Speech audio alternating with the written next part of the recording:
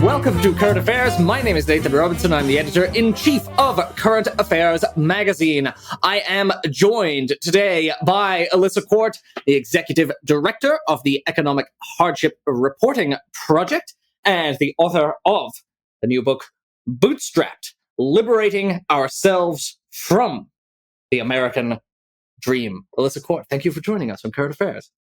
Oh, thank you so much. Happy to be here. Okay, so you open the book with some correspondence you tend to receive, a certain type of correspondence from a certain type of person with a certain type of attitude. And I want to talk about that attitude. And this is the attitude that says, as I mentioned, you're the head of the Economic Hardship Reporting Project, so you do a lot of reporting on poverty.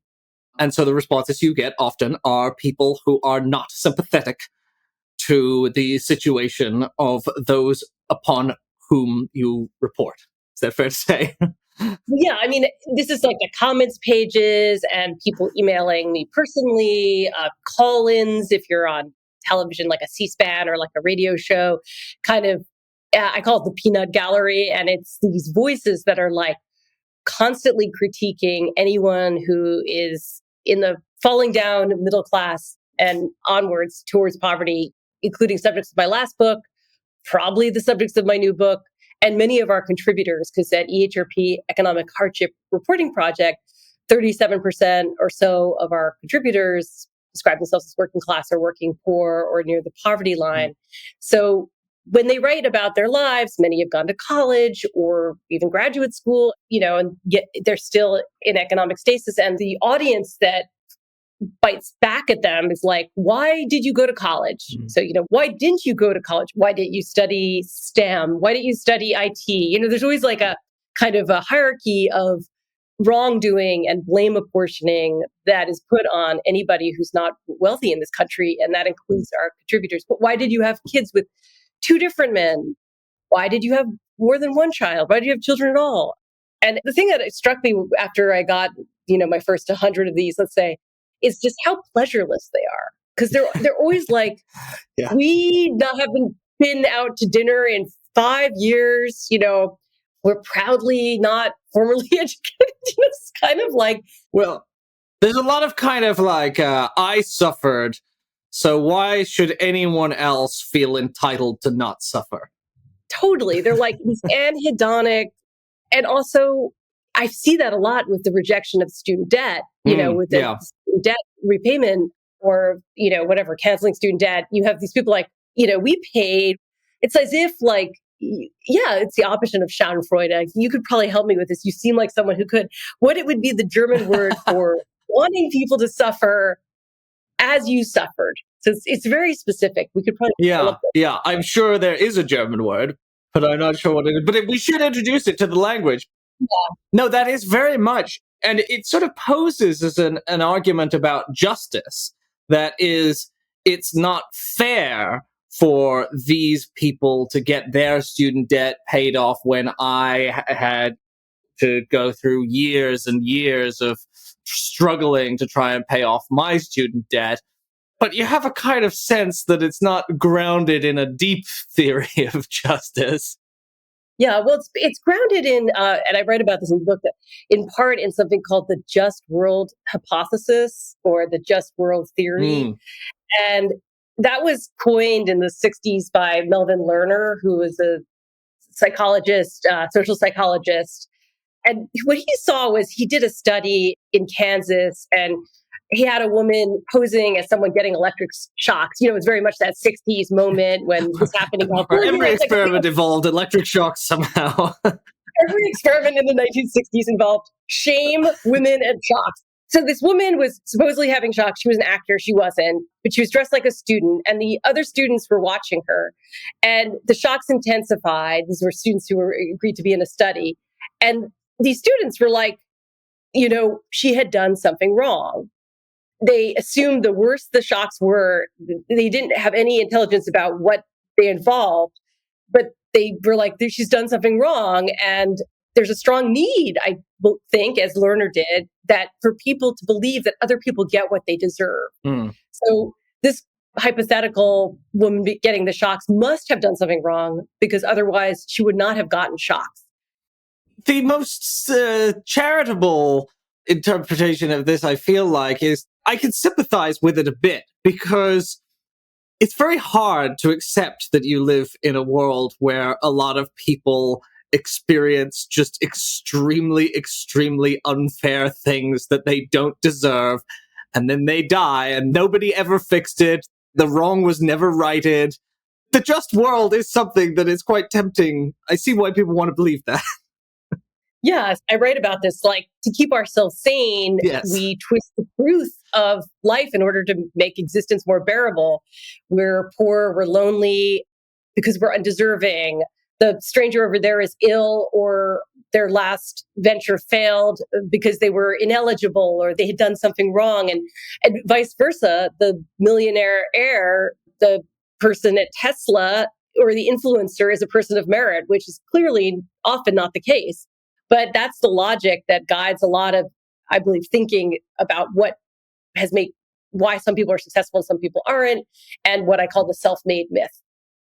Yeah, let's talk about that because a lot of the book is devoted to discussing these kinds of stories that we tell in the United States. You know, you go back to Emerson and Thoreau, you talk about this idea of self-reliance, the self-made man, the person who, without anyone else giving them any handouts, makes it from the bottom to the top and therefore provides proof that it's insufficient grit that keeps anyone else from doing this.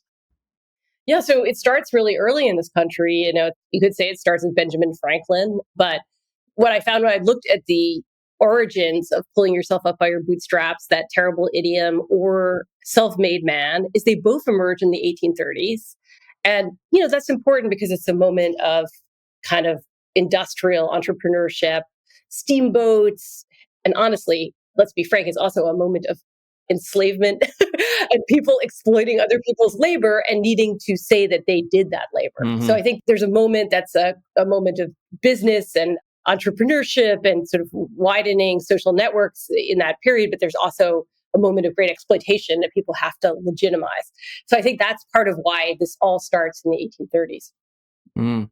But as you point out, the original expression, pull yourself up by your bootstraps, is intended to be an absurdity because you literally can't pull yourself up by your bootstraps, which is, as you explained, like the original meaning is like that describes something that could never happen. Yeah. So, well, part of why this was important in that time was it was everyone had boots. You know, majority of the at least formal workforce was male, right? And they were wearing boots that you had to pull up these little tabs on the side. Like I think we still have a few kinds of boots like that. You know, like maybe motorcycle boots or something.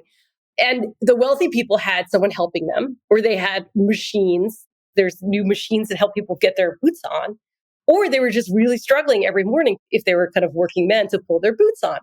So this idea that you could even to go further than just simply pulling your boots on, pulling your entire body up, it was like kind of a metaphysical joke. Yeah. It was an absurdity and it was understood as such until it sort of got naturalized over time. And that's one thing with these expressions and these Yeah. is that they start out as a joke. And, you know, there's nothing more American than having this extreme capitalism, you know, understood as absurdity until it's understood as writ. You know, it's kind of like the perfect progress, right? Yeah, the way we go, no, that's actually what we want people to do. We want people to put No, exactly. Fordism. Oh, Fordism. Yeah. Oh, well, then Yeah. it reminds me, meritocracy, right, was invented as a satirical term. Is that true? I didn't. Yes. The guy who invented the term meritocracy wrote this book about this absurd idea, like this dystopian idea of the meritocracy. And then everyone was like, yes, that's what we want. We want a meritocracy. So, very much. You also write about, you know, we talk about the Horatio Alger myth, but nobody goes back and actually reads the novels. So you actually went back and actually looked at what these novels were that gave birth to this myth. Yeah, so during the pandemic, I was like a member of this kind of writers cooperative type of thing. And they had a library and they had Horatio Alger books on the top shelf, like either original editions or close to original editions. And they were so bad. And then I started to go to all these other libraries and read. He wrote just like dozens of these books that they were called things like Ragged Dick or Paul the Peddler. And they all had this young man making it through pluck and luck. Those are the two things, pluck and luck.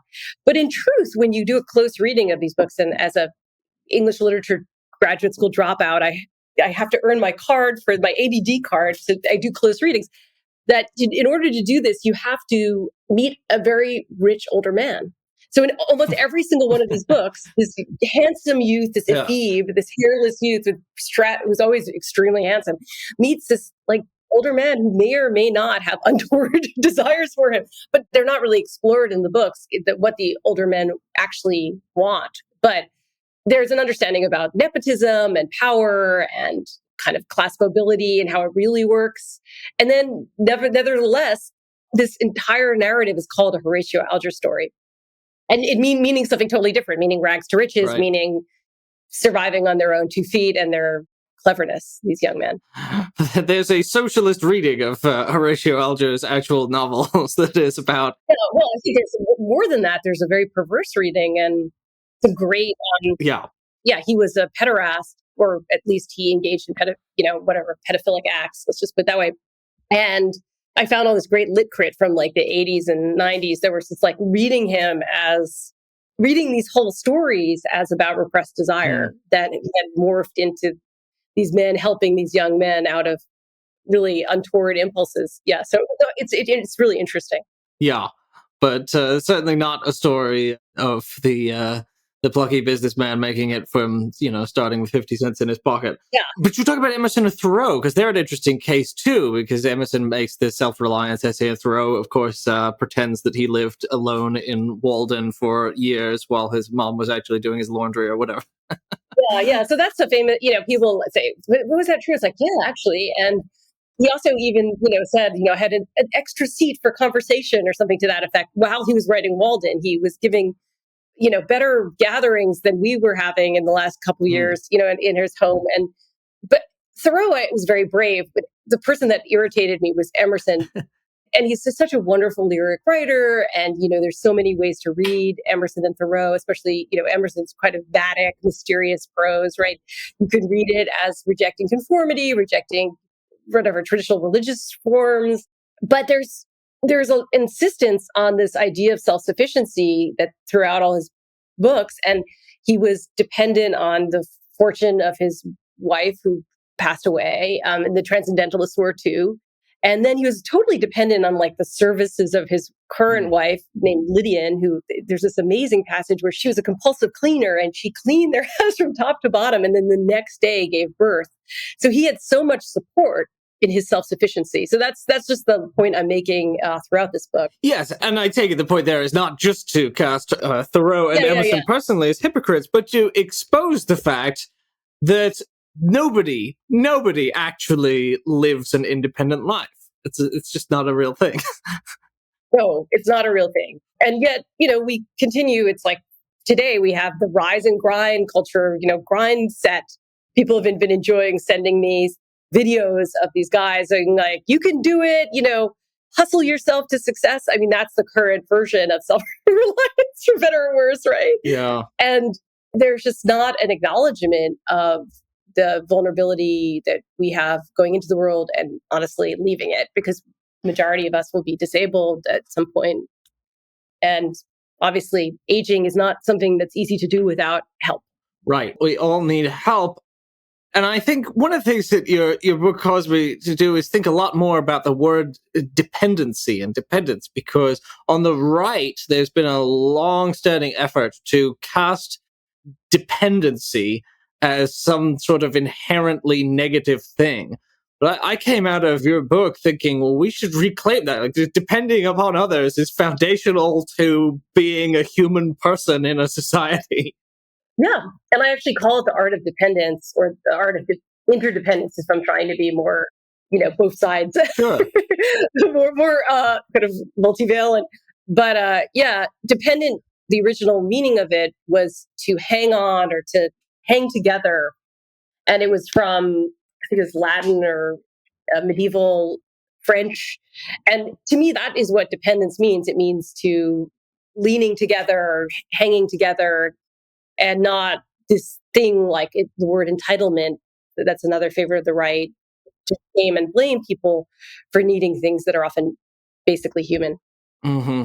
To return to the foundational myths of self-reliance and independence, I have to ask you about Little House on the Prairie, because you have a whole section on this called Little House of Propaganda, which I think is not how most people conceive of the charming American frontier classic.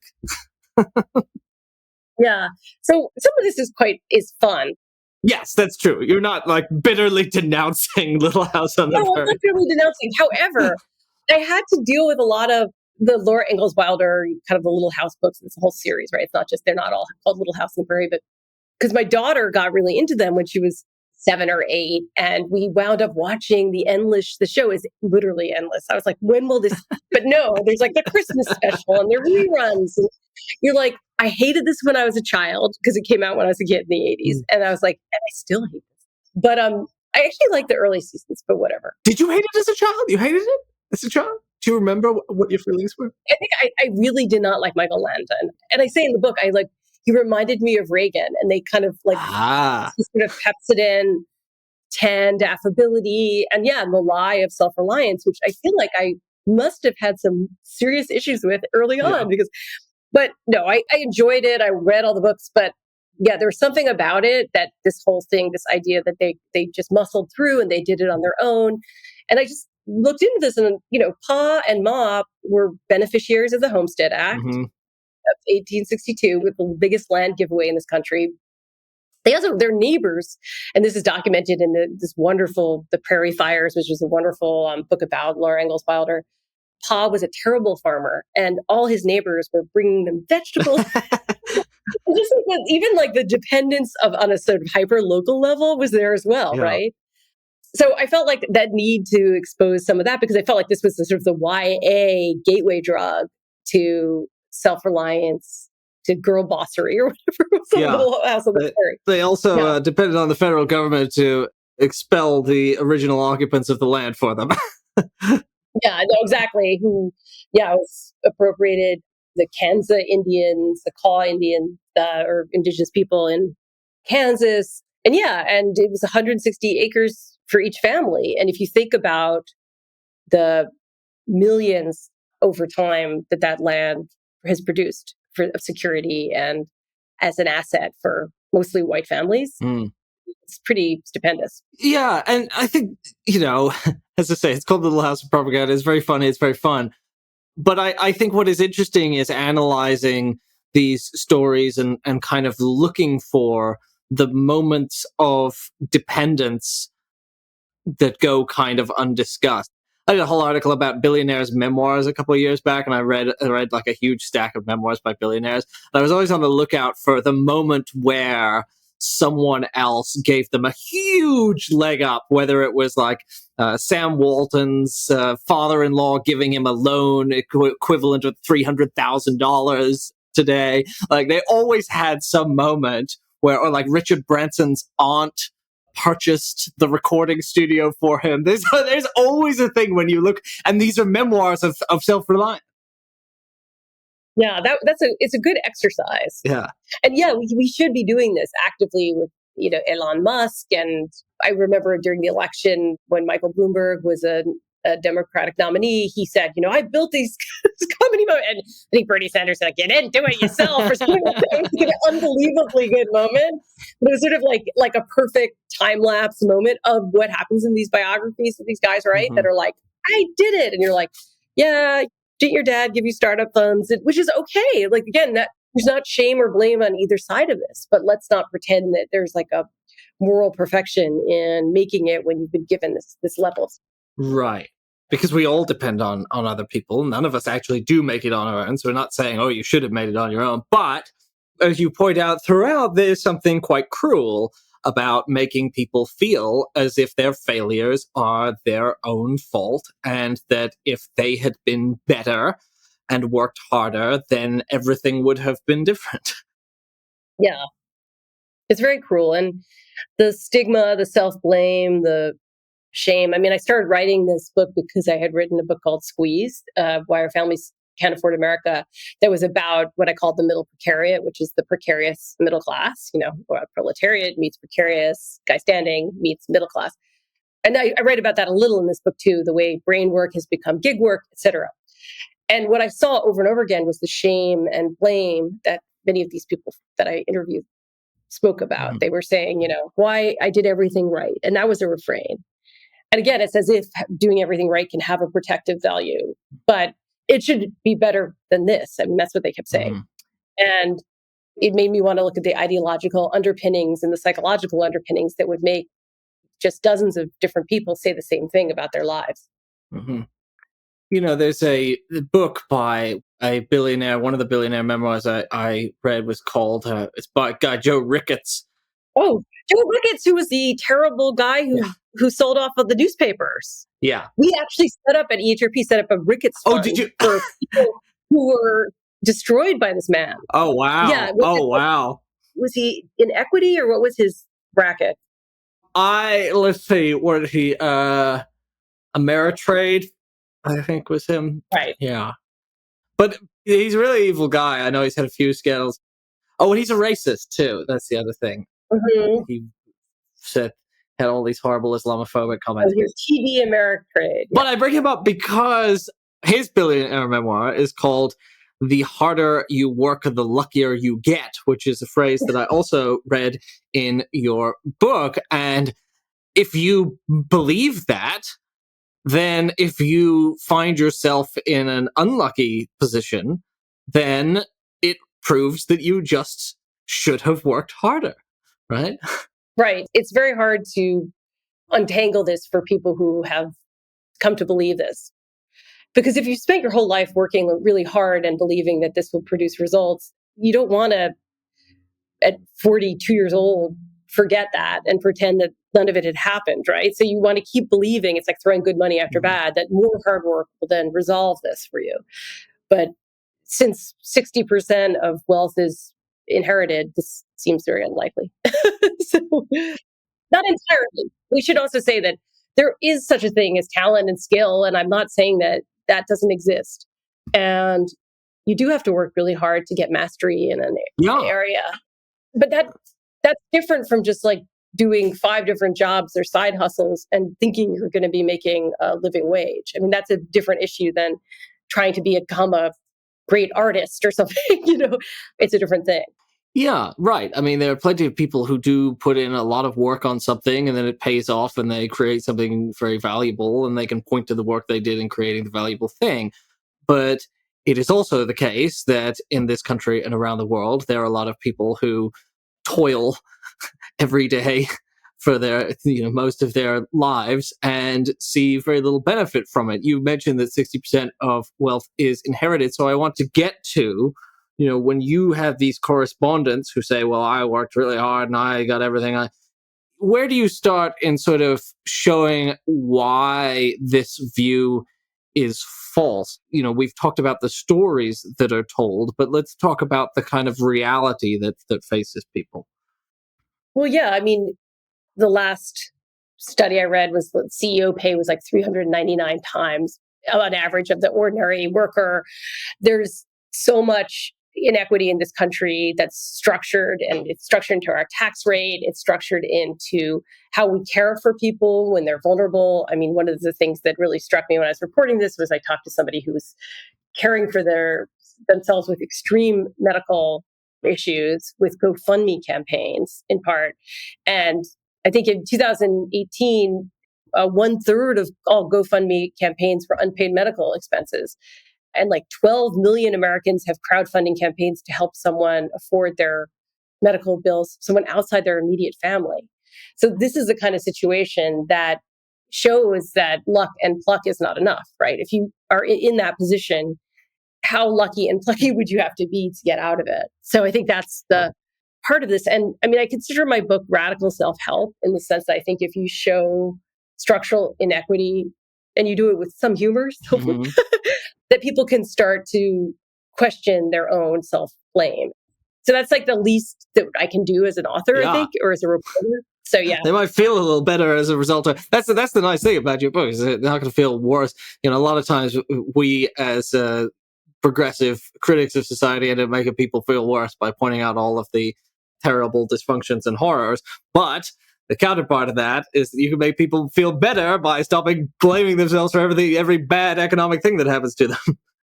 Yeah, it's sort of feel good about your existence by feeling bad about America. I love it. Now, you just mentioned the GoFundMe campaigns there, which you have this wonderful term that you use, the dystopian social safety net, which you define as things that help people out of their situations, but they shouldn't have to exist in the first place. Yeah, so the dystopian social safety net struck me. I sort of do some multimedia, and I was producing a film my friend directed, and it was about, I'd come across a story for her. It was these parking lots called safe parking, where people sleep in their cars in parking lots. And this particular one was in California. And I was like, this should not exist. But thank God it does. But this should not exist. And honestly, sometimes I feel this about my work at Economic Hardship Reporting Project, that we're also part of the dystopian social safety net.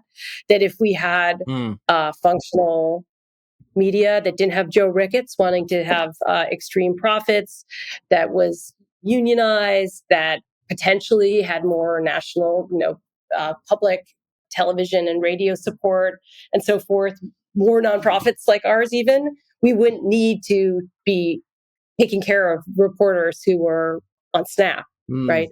So that's part of the dystopian social safety net. I also consider volunteerism to be part of that. And we saw a lot of that during the pandemic. I mean, I followed a few volunteers, like people who were making masks and somebody who was doing COVID tests for unhoused people in encampments. And I was just thinking, yeah, this is, again, whatever, pushes 1,000 points of light, should not have to exist. This guy should not be leaving his hospital at 9 at night and then going to do tests for free. So that's the sort of ragtag network that we're often thrown back on. Yeah, I mean, actually, as I think about it, there are a number of ways in which your organization shouldn't exist. Don't tell my funders. No. As I take it, you were founded by the great Barbara Ehrenreich, in part because there was such a gap in mainstream media coverage of the lives of low-income people. So you shouldn't exist because the mainstream media should have been covering it anyway. Shouldn't exist because, as you say, your organization tries to fix another problem that shouldn't exist, which is that most reporters are from comfortable backgrounds. So you don't really get, when you look at the backgrounds of journalists, most people aren't from working class backgrounds. And then, of course, you shouldn't have to exist because if it weren't for a world with severe economic hardship, there would not be an economic hardship reporting project. Right. So all those reasons, yeah. And I call myself a literary social worker, and that's kind of part of that project.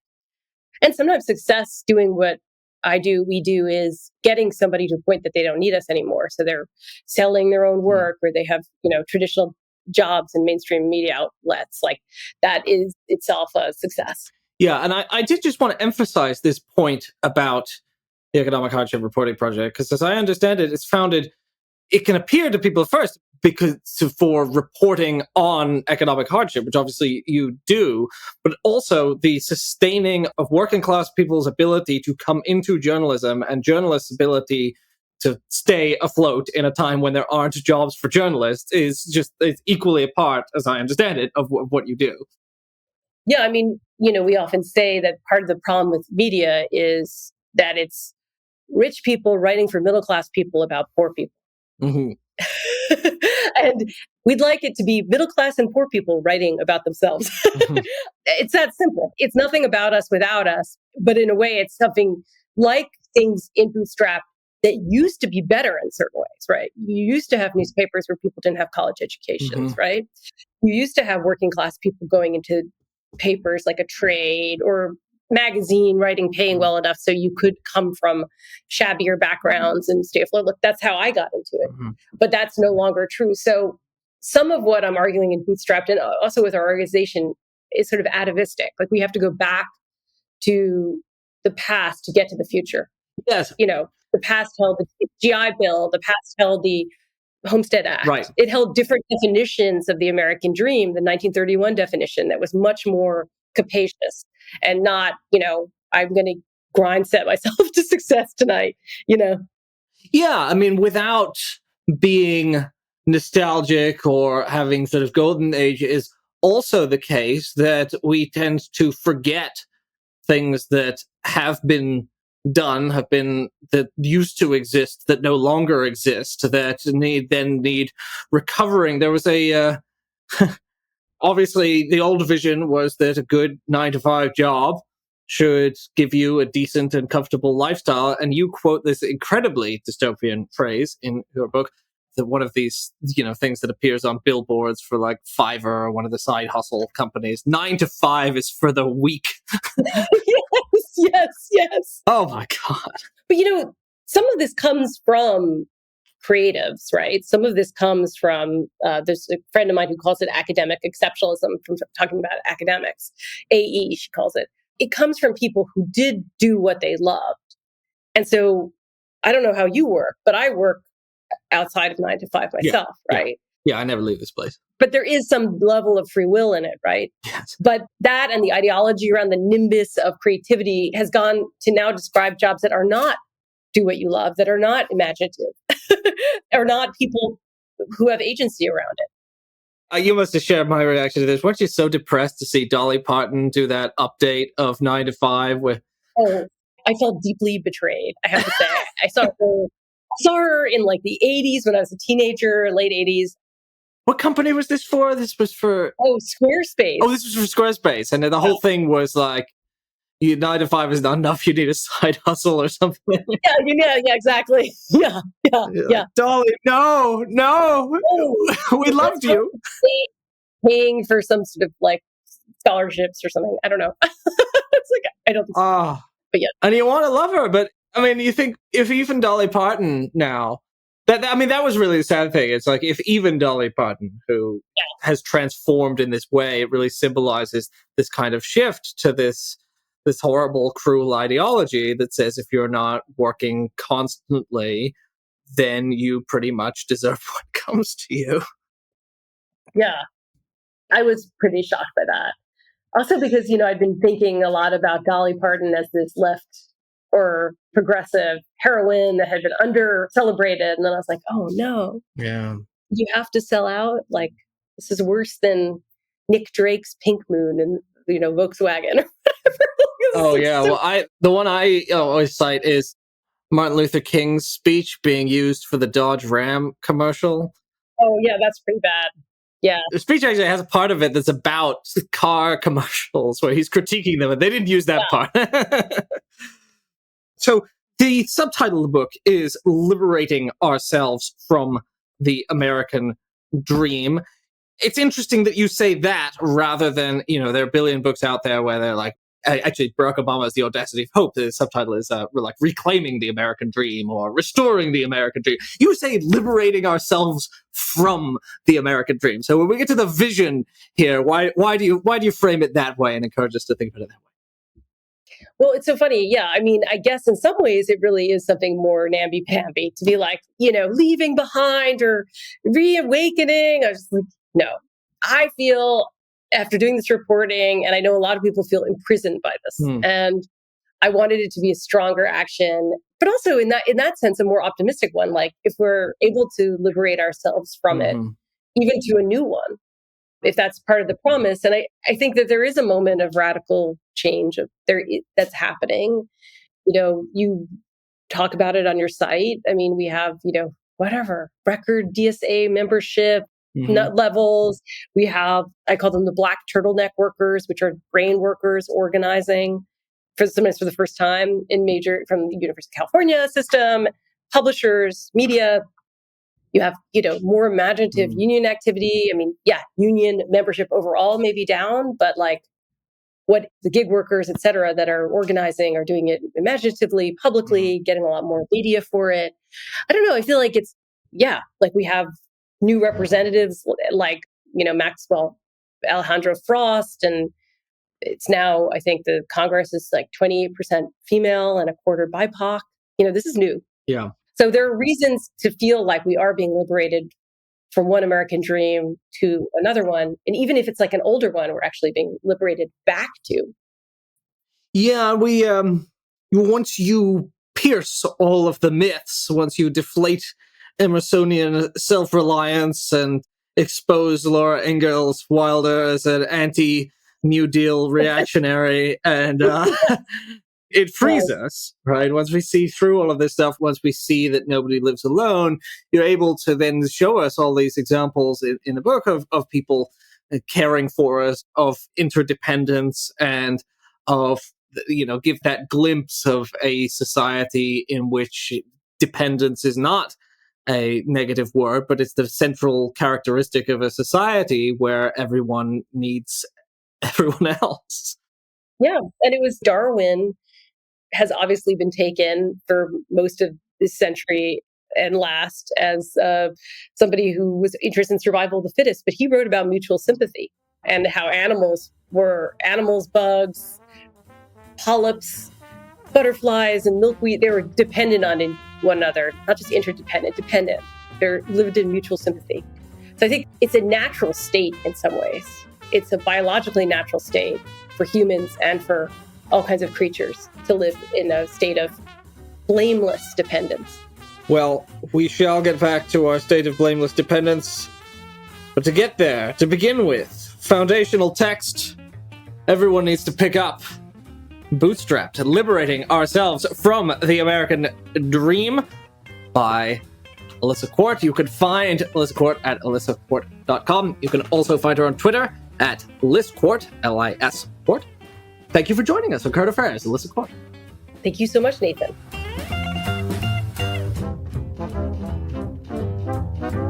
The Current Affairs Podcast is a product of Current Affairs Magazine. If you are not subscribed to Current Affairs Magazine, visit currentaffairs.org/subscribe today and get our glorious print edition. The Current Affairs Podcast is released regularly every week on patreon.com/currentaffairs. Thanks for listening.